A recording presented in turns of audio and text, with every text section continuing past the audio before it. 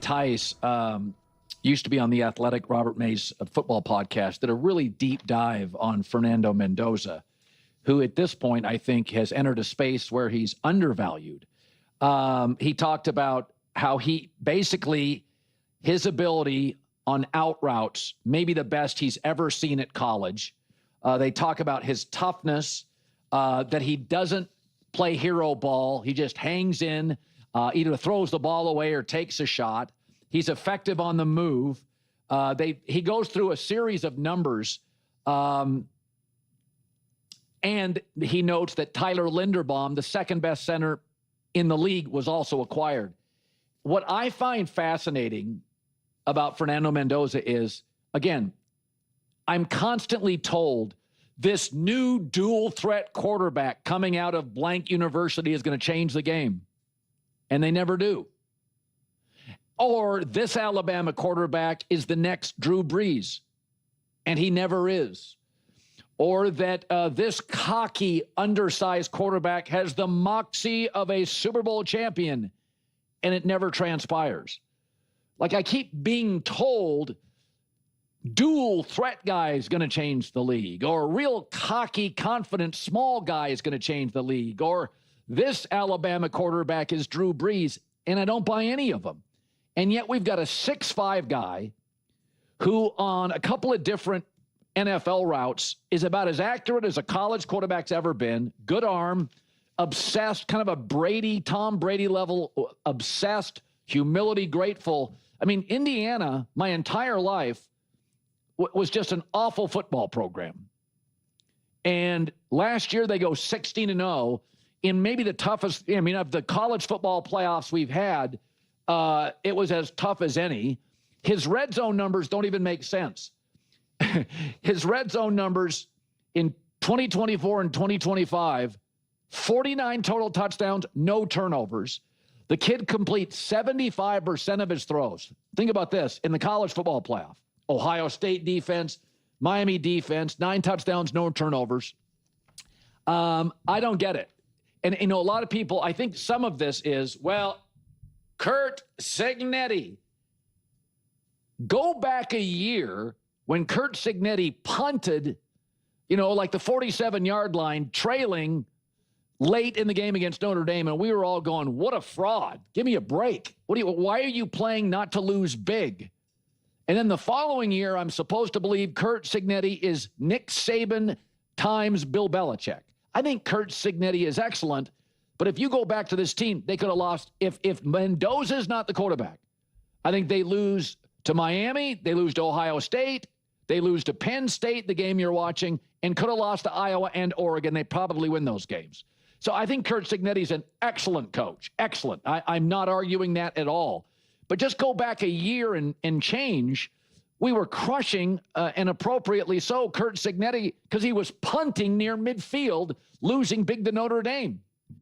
I find this whole topic fascinating because I think we completely lose perspective on how we evaluate these quarterbacks once they enter the league through the draft.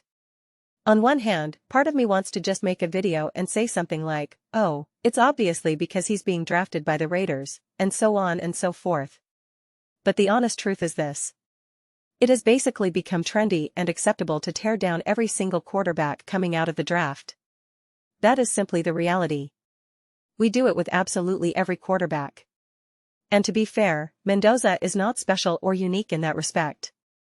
The only aspect I would say is a bit more distinctive, and I think the reasons are fairly obvious, is that Mendoza is facing doubt that I would place on the same level as plenty of other quarterbacks from the past.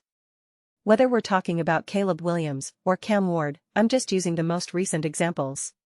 Also Bo Nix, Drake May, J.J. McCarthy, Michael Penix, Jaden Daniels.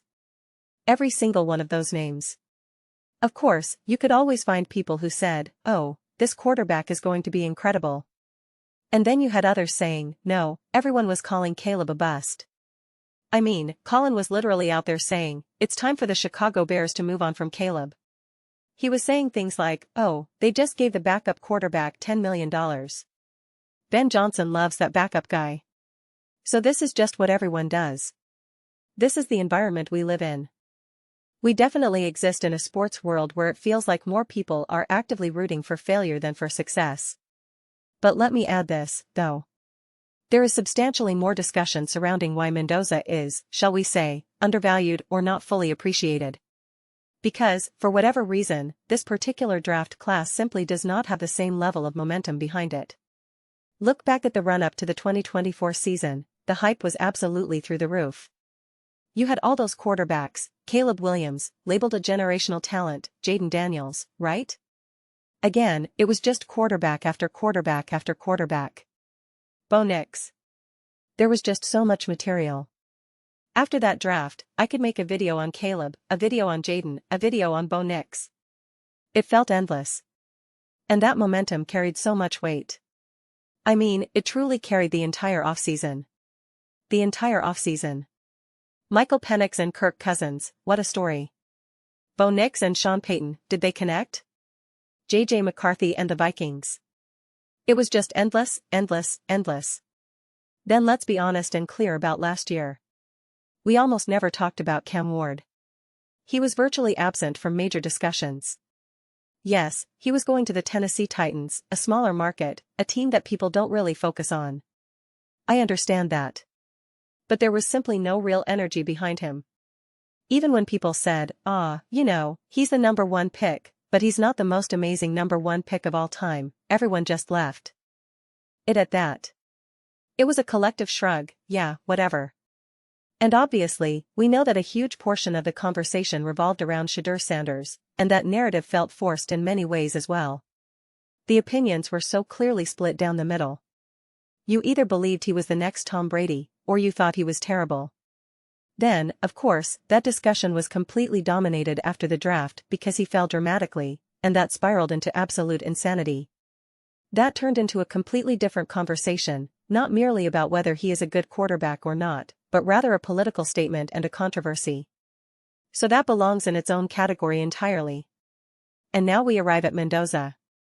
First, he is going to a team that people don't necessarily have any affection for. So that's one check against him. Second, he is going up against Patrick Mahomes and the Kansas City Chiefs. People do not want Mendoza to be great. They don't want Bo Nix to be great. They don't want Justin Herbert to be great. They don't want the Chargers to be great. They don't want the Broncos to be great. I don't want the Raiders to be great. I see this pattern over and over and over again, and it is so obvious and so clear. For example, I think Jaden Daniels is awesome. I think he's special. He's great. He's obviously been banged up, and he's a little bit thinner, all that, but I believe he was special. Going into 2024, when he literally had the best rookie season of all time, I said, oh, Jaden's awesome. Jaden's great. And I could see the Eagles fans. I could see the Cowboys fans. I could see them reacting, he's not good. He's not good. He's never going to amount to anything. And I thought, no, he's legit. And the reason for that negativity is that those fan bases don't want him to succeed. Now you have one of the most popular teams in the world, the Kansas City Chiefs with Patrick Mahomes, and Mendoza represents a threat to that. Even me saying this, there will be Chiefs fans coming in here laughing. He's a threat to us? Let me know when he wins 3 Super Bowls, blah blah blah. And my response is, yes, you're right.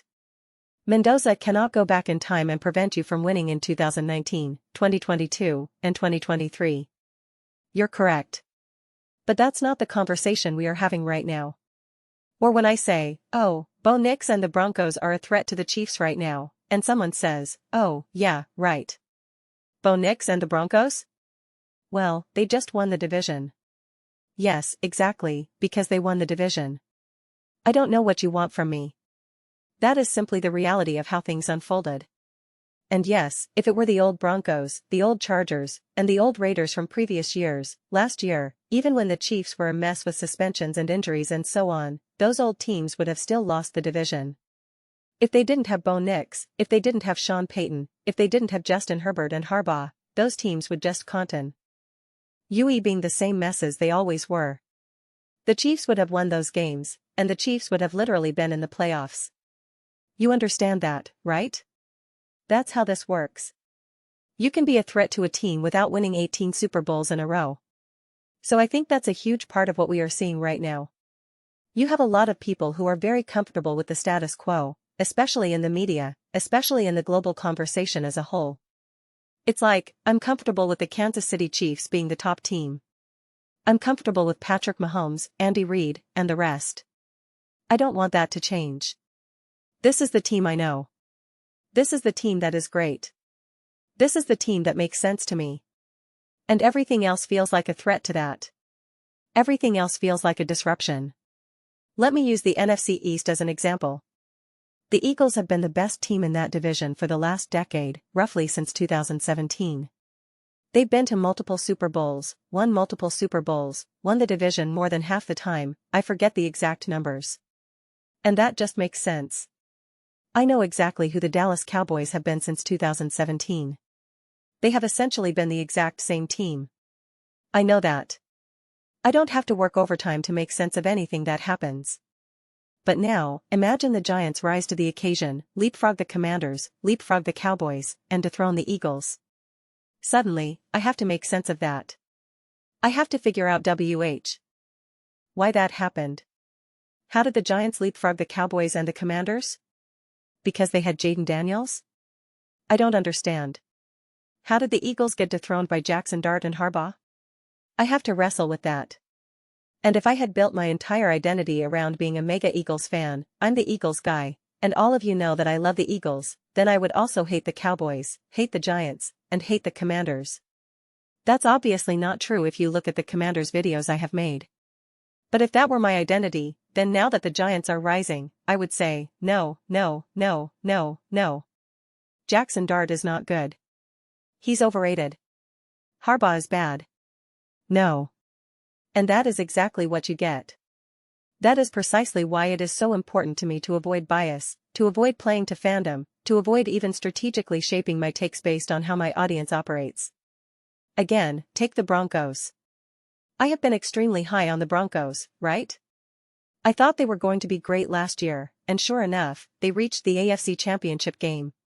So I was accurate about that. Now, I am making very positive Raiders videos because I genuinely believe in the Raiders. I genuinely believe the Raiders are taking steps forward to become an awesome team. That does not sit well with all the Broncos subscribers I have gained over the last couple of years.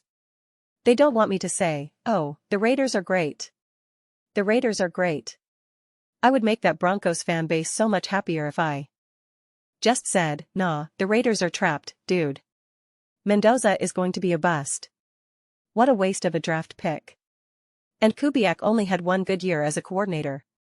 He's not going to be anything. But I am not going to do that. I am not going to play that game. I am just going to speak accurately. Right now, I believe in the Broncos.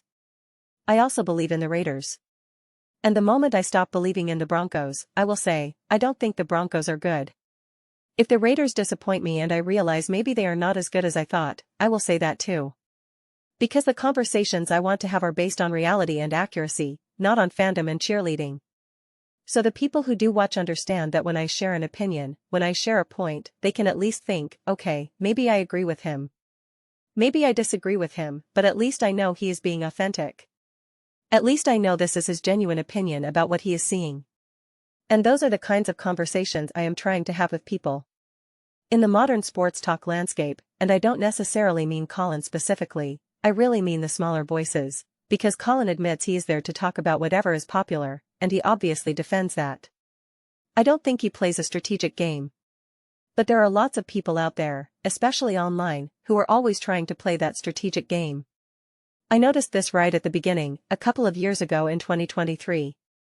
It was like, okay, so if you make pro Eagles videos and you bash the Cowboys, that's one and the same, right? There's synergy there. And it made sense.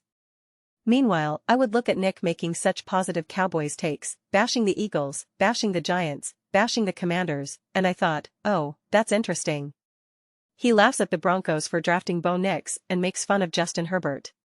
He knows the game he is playing. He admits it.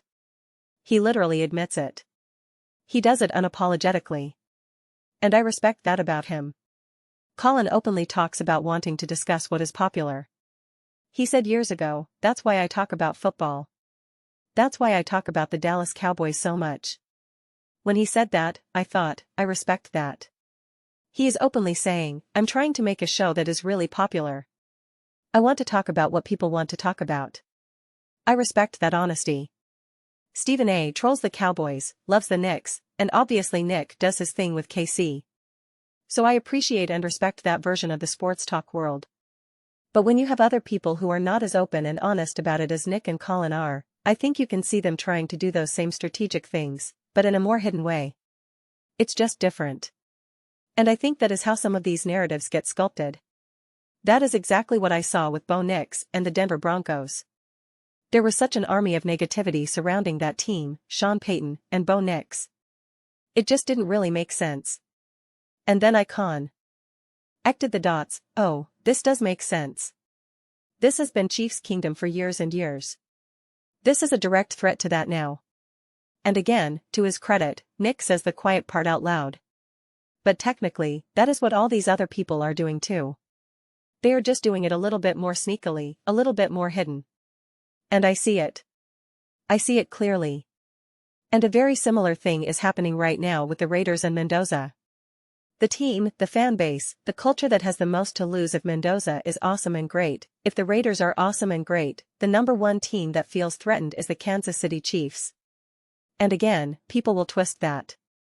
They will twist my own statement and say, oh, so now you're saying the Raiders are a threat? You have to understand what the conversation actually is. I am not saying that in the 2026 season, the Chiefs are done and the Raiders are taking over. That is not the take. But last year is such a perfect example of what a threat can look like. The Chargers were not an elite top team ready to take over the NFL. And yet, they beat the Chiefs in a way they normally wouldn't have, which directly contributed to the Chiefs not making the playoffs. Same thing with the Broncos. And now the Raiders get to enter that party, and that makes people uncomfortable. But those are just my thoughts. I would absolutely love to hear yours. What do you all think about Mendoza and the Raiders? Do you think he is underappreciated? N. D. How do you feel this conversation has been unfolding with regard to Mendoza? Let me know your thoughts. I read every single comment. So whether you agree with me or disagree with me, either way, let's get into some discussions. Let's get into some debates. But ultimately, let's just have some fun. Please do consider subscribing. We are building an amazing community here, and I would absolutely love to see you be a part of it. I want to build something that we all generally feel connected to, something that we are really excited to be a part of. I think we are well on our way to doing that. Please don't forget to give this video a thumbs up, as it really does help with visibility and the algorithm. Thank you so much. See you next time.